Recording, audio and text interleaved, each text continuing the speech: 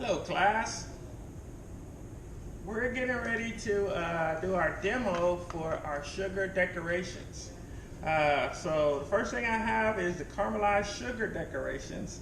And so in your files, you'll see a file for caramelized sugar decorations. Yields about 2.25 cups of syrup. So you're gonna start off with 2 cups of cold water. There's also a note on the formula, so you want to take a look at that. And 2 pounds of granulated sugar, 6 ounces of glucose or light corn syrup. There's also a note there for a note 2, so that if you have to use corn syrup, it tells you a little bit of what's going on. So first of all, I'll mise en place everything. So I have my 2 pounds of sugar. I have my 2 cups of water. I have my 6 ounces of glucose. If you don't have glucose, then you use the light corn syrup. So the light corn syrup is just going to be a little bit thinner versus the glucose. Okay? And so what we're going to do is we're going to take our induction heat. We're going to go ahead and put our pan on. Okay? We're going to go ahead and pour in our sugar. And so notice how I'm just kind of letting the sugar stream down so it doesn't clump all up right away on me.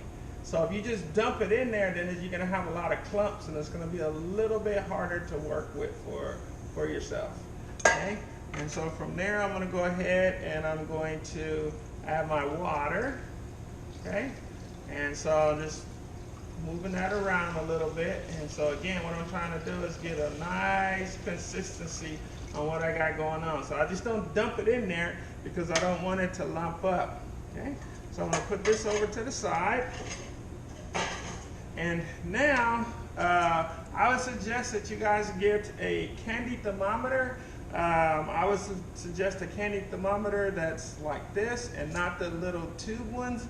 You have to be careful with the tube ones because the tube ones will split and crack if you're not careful. And they're really fragile.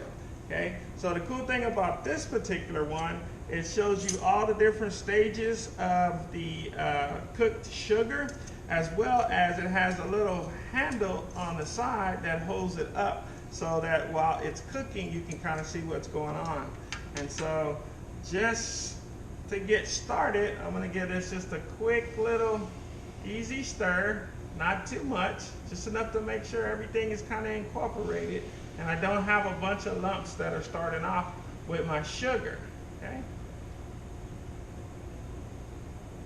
So now I'm going to take this and put it over to the side.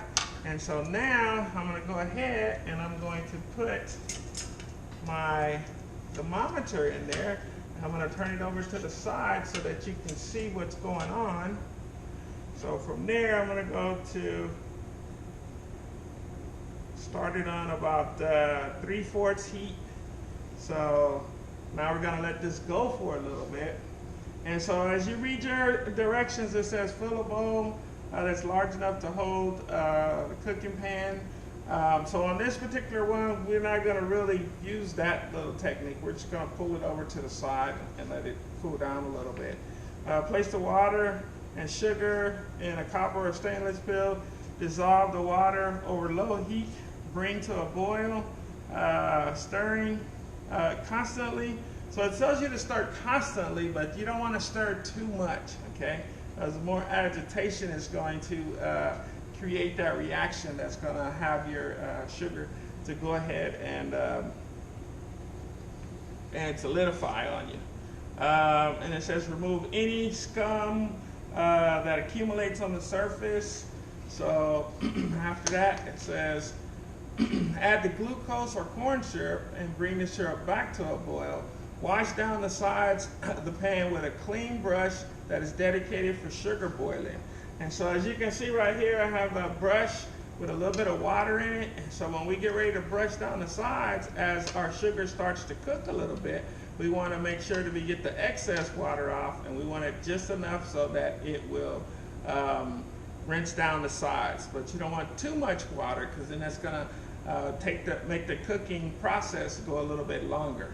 Okay, so I have my brush with my water to brush down the sides. And as we start going a little bit, I'm going to pull the camera a little closer, and then you're able to see that it's going ahead. So as we go back and we look at our directions, so then we get to step 4. It says continue cooking the sugar, wash it down the sides of the pan so they won't create the crystals. And after this it says do not stir at this point. It says when the sugar begins to change from clear to amber, watch it closely. It will turn to a golden brown very quickly since most of the water has evaporated. And at this point, the temperature is around 315. Okay?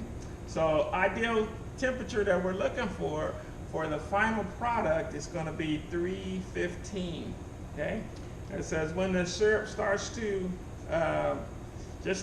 show a tint of gold color, remove from the pan from the heat, and then set it in a pan of cool water.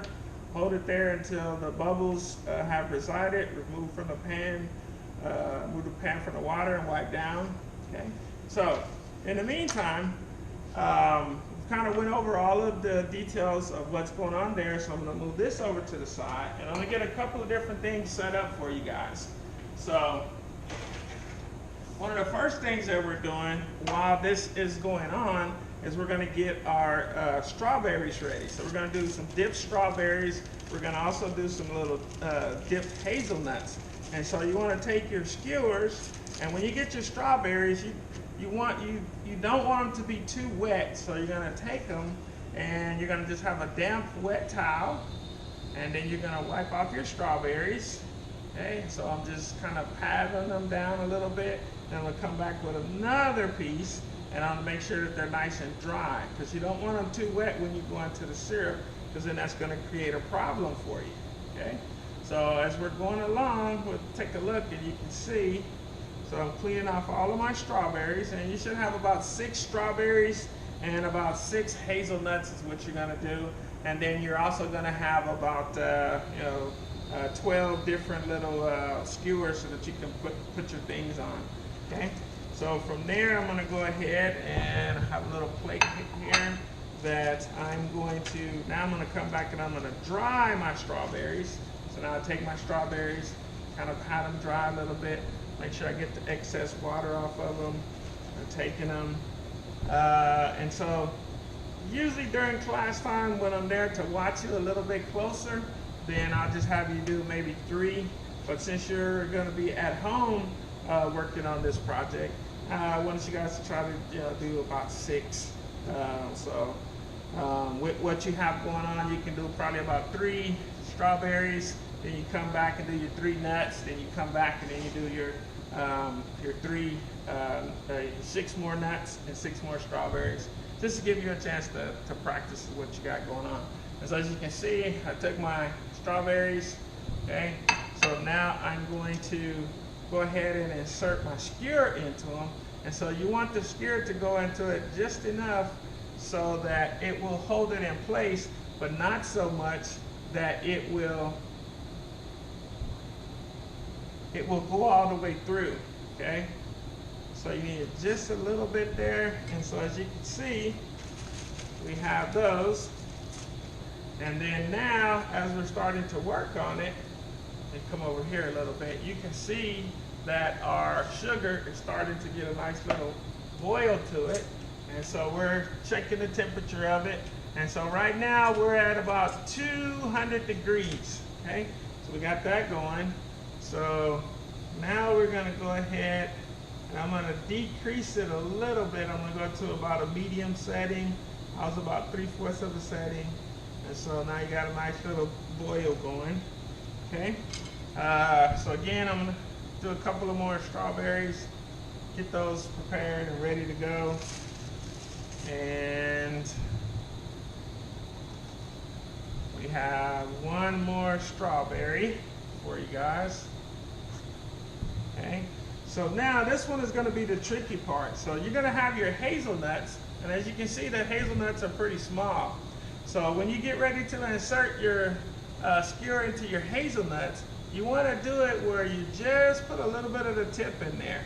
Okay, and so if you go too far, then you're going to crack your nut, okay? And so that's an example of going just enough to have the sharper part of the skewer inserted into your nut. And so you kind of want it to be upside down where the bottom of the nuts. So as you can see, I pushed that one in too much and the nuts split in half for me, okay? So that's an example of what not to do. And so then again, when you're doing it, you want it just enough so that it will hold your nuts in place, so that when you get ready to start dipping, that you will be in good shape, okay? So I'm gonna grab a couple more, get those bad boys put in there. So that one went a little bit too far also. So that's why you guys have 6 of your hazelnuts, so that you can, in case a few of them don't work out for you. So right now I have 3 of those that are going, so we should be in good shape. And so I'm gonna do one more. So now I have 4, okay? And so now I'm gonna take the rest of this, so I'm gonna set it to the side. I'll leave a couple of the nuts over here, just in case you need them for later on. Then we should be in good shape. So let's do the TV magic, move that out of the way. And so now we have our plate set up so that we can do our strawberries and we can do our hazelnuts, okay? So now we're just taking a look over here. And so now we're getting a nice rolling boil on here. And so the thing that we want to do is we want to take and we want to brush the sides of the pot down so that it doesn't start to caramelize so much on you, okay?